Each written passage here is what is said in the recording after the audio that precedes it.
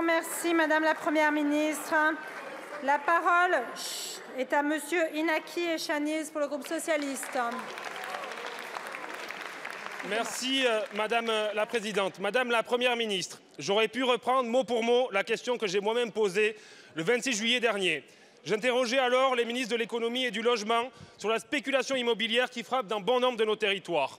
Depuis, 10 mois ont passé et la crise du logement ne fait que s'aggraver. À votre conscience de la situation que le ministre du Logement qualifie de bombe sociale s'oppose l'inconscience de votre inertie. L'ensemble des acteurs du logement étaient suspendus aux annonces du gouvernement dans le cadre du CNR sur le logement. Mais beaucoup de bruit pour rien. Vous passez à côté de vos propres ambitions. Si ce CNR a permis de mettre la question du logement au cœur de l'actualité, les réponses que vous apportez sont soit insuffisantes, soit décevantes. Et ce n'est pas le constat d'un simple élu de l'opposition, mais celui d'une majorité d'acteurs, de la Fédération du bâtiment à la Fondation Abbé Pierre. Difficile d'égaler un tel naufrage, et ce n'est pas moi qui le dis, mais un ancien ministre du Logement. Construction, rénovation, accès à la propriété, logement social, prix du foncier, mal logement, spéculation, encadrement des meublés de tourisme, les enjeux sont multiples et mériteraient une vraie loi de programmation.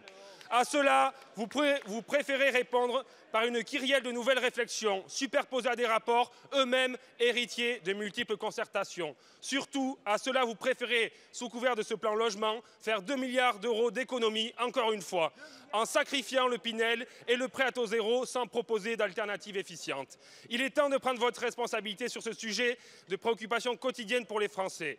Votre désintérêt favorise les maxi-propriétaires et dessert les plus modestes et les classes moyennes.